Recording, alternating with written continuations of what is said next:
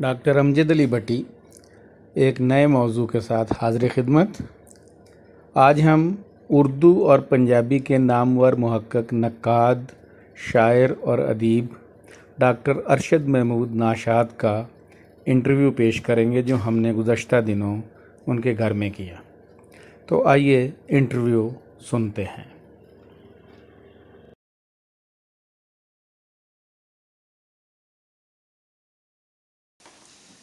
जी doctor साहब, हर इंसान की ज़िंदगी में कुछ लोग ऐसे होते हैं, लिटरेचर के हवाले से मैं बात करूंगा, कि जिनका असर आप पे देर पा होता है।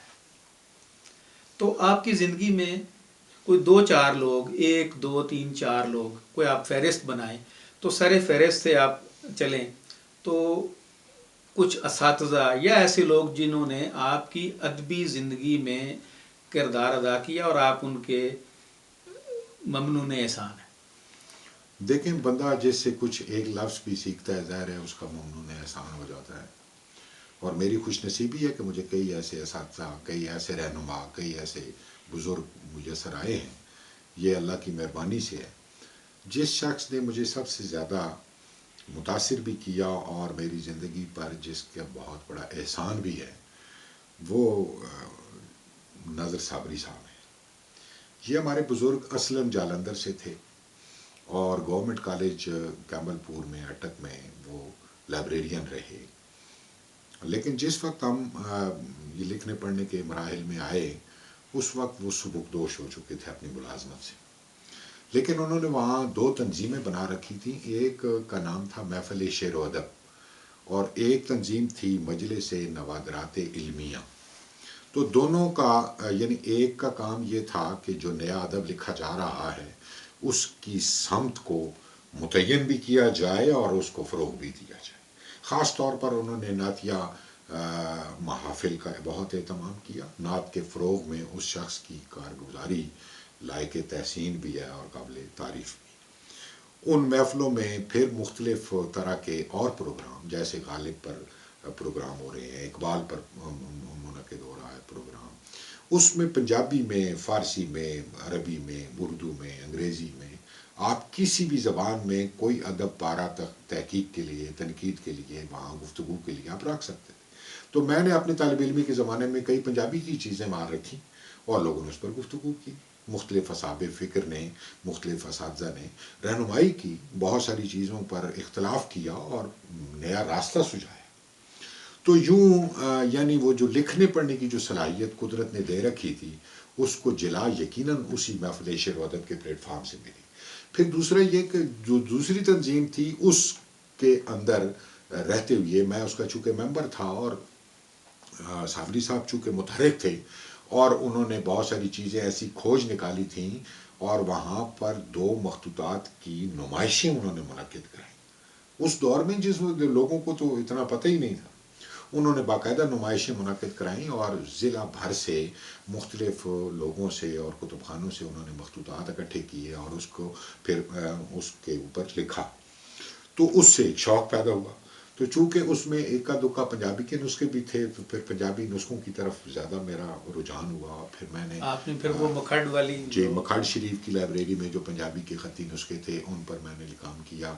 इसी तरह और जो मुख्तलिफ़ यानी कैम्बलपुर, अटक में जितने भी कलमी नुस्खे पंजाबी के हैं मुख्तलिफ़ लोगों के पास मिल्कियत में, उनके कवायफ, उनकी तफसीलात मेरे पास महफूज हैं। आपने वो क्या है, गुजर खान में जो जी, वो एक हमारे दोस्त हैं हसन नवाज शाह साहब, तो उनके कुतुबखाने में भी बहुत सारे कलमी नुस्खे मौजूद हैं, जिनमें से मैंने कुछ मज़ामीन की सूरत में जैसे मियाँ मोहम्मद बख्श की बाज़ किताबों के नुस्खे वहाँ मौजूद हैं और वो बहुत अथेंटिक इस हवाले से हैं कि उनके मतन को कोई ना कोई मौक़िफ़ मुरतब करेगा, कोई ना कोई शोधकार आएगा मुदव्वन करने वाला, तो यकीनन वो नुस्खे बहुत बुनियादी नुस्खे हैं और उससे कसब फैज़ होगा। तो वो मैंने मुतारिफ़ कराए। उनके अलावा बहुत सारी और कलमी किताबें जो हैं। अच्छा, एक तो नज़र साबरी साहब जी, नज़र साबरी साहब से मैंने बहुत कसब फैज़ किया।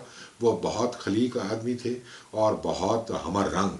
تو ان سے میں نے بہت زیادہ استفادہ کیا. پنجابی جیسے میں نے پہلے بھی گزارش کی کہ لکھنے پڑھنے میں جب میں نے آغاز کیا تو مجھے میری خوش نصیبی ہے کہ مجھے شروع میں ہی اچھے ان بزرگوں سے جیسے انولاگ فرید کوٹی ہیں یا جیسے محمد آصف خان ہیں، ان لوگوں نے مجھے نہ صرف یہ کہ متاثر کیا بلکہ یہ کہ میرے کام کو اپریشیٹ کر کے میری حوصلہ افزائی کی.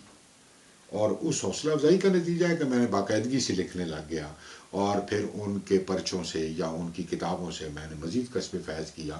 تو اور بہت سارے لوگ اس طرح سے قافلے میں شامل ہوتے ہیں جن سے بندہ ہر وقت سیکھتا ہے. میں تو ویسے معمولی سا طالب علم ہوں اور اساتذہ کا خوش چین ہوں کہ جہاں سے کوئی اچھی بات ملتی ہے وہ لی جانی چاہیے. تو محمد آصف خان پنجابی میں یعنی آپ یوں سمجھ لیں کہ میرے لیے محرک کی حیثیت رکھتے ہیں کہ اگر میں ان سے اس طرح راہ و رسم نہ ہوتی، ان سے ملاقاتیں نہ ہوتی، ان سے خط کتابت کا سلسلہ نہ چلتا تو یقیناً میں بہت یعنی فعال نہیں رہ سکتا تھا. تو یہ انہی کی صحیح. اچھا، اب ہم بات کرتے ہیں کہ آپ نے دیکھا ہوگا کہ اس وقت پہلے کی نسبت آج سے 10-15 سال پہلے وہ صورتحال نہیں تھی پنجابی کے حوالے سے جو آج آپ کو نظر آتی ہے. آج زیادہ لکھنے والے ہیں، زیادہ پی ایچ ڈیز آپ کو نظر آتے ہیں. کیا آپ سمجھتے ہیں کہ پنجابی ہونے کے ناطے آپ پنجابی کی جو ریسرچ تحقیق ہے اس سے آپ مطمئن ہیں یونیورسٹیز کی سطح پہ؟ دیکھیں یہ اطمینان تو آپ اچھا اپنا نہیں. نقطہ نظر جی، آپ اپنا نقطہ نظر. اطمینان تو بالکل نہیں ہو سکتا، اس لیے کہ ایک اتنی بڑی زبان، اتنی زرخیز زبان جس کی 1000 سالہ ادبی روایت ہو مضبوط اور مستحکم، اور جس میں کتنے بڑے بڑے ہمارے شعراء کلاسیک جنہوں نے ایسا شاندار سرمایہ چھوڑا ہے، اس کے جو ماننے والے ہیں یا اس زبان کے جو ماننے والے ہیں وہ اب اتنے فعال نہیں ہیں. یعنی متون ہم نے ان بزرگوں کے ابھی تک ڈھنگ سے ایڈٹ نہیں کیے، اس پر کوئی اچھا تنقیدی زاویہ ہمارے ہاں ابھرا نہیں ہے. تحقیق یعنی آپ دیکھیں کہ وارث شاہ کتنا، ہم اس کو پنجاب کا شیکسپیئر کہتے ہیں، لیکن اس کی ولدیت اب تک مشکوک ہے. مختلف لوگوں نے کیا کیا نام دیے ہیں، کبھی اس کے مصروں سے کوئی نام نکالتا ہے، کوئی ریسرچ اس طرح سے سامنے نہیں ہے. ان کا صحیح سال پیدائش کیا ہے اس پر ابھی تک کوئی متفق نہیں ہے. سلطان بہو کے حوالے سے ہمیں بہت ساری باتیں نہیں معلوم. اچھا، ان کے معاصر سے، ان کے ہم اثر اس میں سے ان کی شاعری کی کوئی نمونے ہمیں دستیاب نہیں ہیں. یا بابا فرید کے حوالے سے ہم بہت سارے مسائل میں الجھے ہوئے ہیں. اسی طرح میاں محمد باش کی سیف الملوک اور ان کے باقی چیزوں سے نہیں، کچھ لوگوں نے انفرادی طور پہ کوشش تو کی. یقیناً دیکھیں، میں یہ نہیں کہہ رہا کہ بالکل کام نہیں ہوا. جیسے محمد آصف خان نے بابا فرید کے حوالے سے بہت شاندار کام کیا. آکھیا بابا فرید میں انہوں نے بہت ساری الجھنیں وہ نکالی، متن کو بہتر بنانے اور صحیح طریقے سے پیش کرنے کی کوشش کی. لیکن ابھی کام آگے جس طرح سے تسلسل اور تواتر کے ساتھ اس میں بہتری کے امکانات پیدا ہو سکتے تھے وہ نہیں ہو رہے. اسی طرح وہ زاہد اقبال ہیں، انہوں نے ہیر وارث شاہ سے ملاوٹی جو اس میں ملاوٹی اشعار تھے ان کو مصروں کو الگ کیا.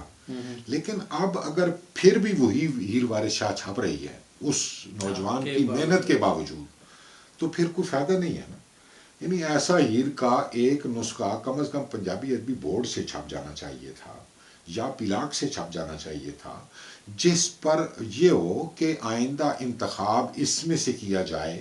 نصابات میں سے اگر کوئی ٹکڑا شامل کرنا ہے تو یہاں سے کیا جائے، اگر کسی نے اس کو ترنم سے پیش کرنا ہے تو یہاں سے اس کا متن ہوگا، اس کے بغیر کوئی متن ہیر کا قبول نہیں کیا جائے گا. یہ بات ہوتی. یا سیف الملوک پر لوگوں نے ظاہر ہے اس طرح کے انفرادی کام کیے ہیں. چیچی صاحب ہیں. اب چیچی صاحب کا کام یہ ہے کہ وہ یہ کہتے ہیں کہ میں نے اپنے بچپن میں ایسے سنا تھا. اب ظاہر ہے یہ تحقیق کا ٹول نہیں ہے کہ آپ اپنے حافظے کو یا آپ کے والد اس طرح پڑھتے تھے یا آپ کے بزرگ اس طرح سے پڑھتے تھے تو آپ اس کا متن تبدیل کر دیں. ایسا نہیں ہے. اس کے لیے آپ کو باقاعدہ شواہد اور قرائن اکٹھے کرنے پڑتے ہیں اور تب جا کر وہ آپ کوئی کام کر سکتے ہیں. یہ تصحیح کیسی جو ہے اس کے بھی کچھ پیرامیٹرز ہیں اور اس کے بغیر آپ نہیں وہ کر سکتے. تو اس طرح یعنی دیکھیں بنیادی طور پر مسئلہ یہ ہے نا کہ اب آپ جامعات میں تحقیق کا وہ دورہ ہے. بہت سارے لوگ پی ایچ ڈی کی طرف آ رہے ہیں، لیکن کچے پکے موضوعات بہت عام دیے جاتے ہیں جن پر وہ بس مواد اور لوازمہ اکٹھا کر کے صفحات پورے کرتے ہیں، یعنی کوئی ڈھنگ کا کام نہیں ہو رہا ہمارے ہاں۔ آپ دیکھیں نا، کوئی اصناف کے حوالے سے کوئی مربوط کتاب آپ کو نہیں ملے گی، آپ کو کوئی جدید عہد میں دیکھیں ہم صوفی فکر سے دور ہوتے جا رہے ہیں۔ ہماری آج کی نظموں میں آپ دیکھیں تو بالکل یعنی وہ پنجابی کے کراسیک سے ایک الگ فاصلے پر کھڑی اس پہ میں الگ سے سوال کروں ٹھیک گا۔ ہے۔ اچھا، اسی طرح اب آپ دیکھیں کہ ہمارے ہاں کہانی جو ہے وہ ہماری تہذیب سے الگ ہوتی جا رہی ہے۔ اسی طرح ہمارے ہاں کوئی اچھی شاعری کے نمونے اب آنے کم ہو رہے ہیں، تو گویا ہم کسی غلط سمت میں سفر کر رہے ہیں، اور اس اپنے ورثے سے دور ہونے کا یہ نتیجہ میں یہ سمجھتا ہوں۔ ہمیں اچھی فرنگیں مرتب کرنی چاہیے، ہمیں قواعد پر بہت اچھی کتابیں مرتب کرنی چاہیے، ہمیں اپنی مختلف اصناف کا حال احوال معلوم ہونا چاہیے، اس میں جو ارتقاء ہوا۔ اب سی عرفی کے بارے میں اگر آپ کوئی کام ڈھنگ کا دیکھنا چاہیں تو شاید آپ کو ایک آدھ مضمون کے علاوہ کوئی چیز نہیں نظر آئے گی، حالانکہ پنجابی میں اتنے اچھے سی عرفی کے نمونے موجود ہیں، تخلیقی نمونے موجود ہیں، اور اس میں اتنے قابل الکلام شعراء نے کام کیا ہوا ہے کہ اس کی بنیاد پر ایک بہت اچھا، یعنی سی عرفی کے فکر اور فن پر ایک بہت اچھا کام، یا کئی بہت اچھے کام، یعنی اس کا ہیئت، اس کی بنت، اس کے مطلب مضامین، اس کے موضوعات، اس پر بہت اچھا کام ہو سکتا تھا۔ اسی طرح 12 ماسا یا 12 ماہ یا 12 ماہ ہماری صنف تھی اور وہ ہم سے گم ہو گئی، اور اس طرح کی جو اصناف تھیں جن پر ہمیں کام کرنا چاہیے تھا، نہیں ہو رہا۔ اور آج کا جو ہمارا طالب علم ہے، ظاہر ہے اس کے سامنے جب اس طرح کی چیزیں نہیں آئیں گی، وہ چھندہ بندی پر کوئی کام کرنے والا نہیں ہوگا، کوئی قواعد پر کام کرنے والا نہیں ہوگا، کوئی اور جو ہمارے تکنیکی علوم ہیں ان پر جب کام نہیں ہوگا۔ آپ دیکھیں ہمارا ریڈیو ایک زمانے میں بہت اچھے یعنی ریڈیائی ڈرامے پیش کرتا رہا ہے، اس پر کوئی کام نہیں ہوا، اس لیے کہ لوگوں کے پاس اب وہ تحقیق کرنے کا نہ ذوق ہے نہ وہ وقت ہے۔ وہ کہتے ہیں اجلت میں کوئی کام کر دیا جائے جس پر انہیں ڈگری سے نواز دیا جائے، یا انہیں وہ ایک چال ہے اس طرح کی، اور اس میں سارے بہتے چلے جا رہے ہیں۔ میں کہتا ہوں بہت سارے کتب خانوں میں، یا پنجاب یونیورسٹی ہے، یا سرکل لائبریری ہے، یا اور ایم اے او کالج میں، یا مختلف کالجوں یونیورسٹیوں میں، دیال سنگھ میں پنجابی کے مخطوطات راستہ دیکھ رہے ہیں۔ بھئی وہ کون کرے گا وہ کام؟ ان پر کون کرے گا؟ ان مختلف متون کو اکٹھا کر کے ان پر کوئی ڈھنگ کا کام ہو اور نئے متون سامنے آئیں۔ بہت ساری چیزیں ہم روی میں چھاپ دیتے ہیں، اور خاص طور پر وہ کشمیری بازار اور نولکھا بازار کی پرانی چھپی ہوئی چیزیں جو تحقیق کی نقطہ نظر سے نہیں چھاپی گئی تھیں، ان کا مقصد لوگوں میں وہ تقسیم کرنا تھا، پہنچانا تھا۔ انہوں نے اپنے وقت میں خدمت کی ایک طرح سے بنیادی کہ ان متون کو انہوں نے پیش کر دیا۔ لیکن مسئلہ یہ ہے کہ آج ہم ایک نئے زمانے میں کھڑے ہیں، صوتیات پر بات ہونی چاہیے، فنیمیات پر بات ہونی چاہیے، پنجابی کی جو اپنی آوازیں ہیں ان پر کلام ہونا چاہیے، پنجابی کے جو اپنے طور طریقے ہیں، اپنے رسم و رواج ہیں، ان پر گفتگو ہونی چاہیے۔ اور یہ تبھی ممکن ہے جب ہمارے اساتذہ اور ہمارے طالب علم سنجیدگی کے ساتھ اس پر غور و فکر کریں۔ اگر سنجیدگی نہیں ہے، آپ صرف ڈگری حاصل کرنا چاہتے ہیں، تو یقیناً اس سے زبان کو نہ فائدہ ہوگا، نہ ادب کو کوئی فائدہ ہوگا۔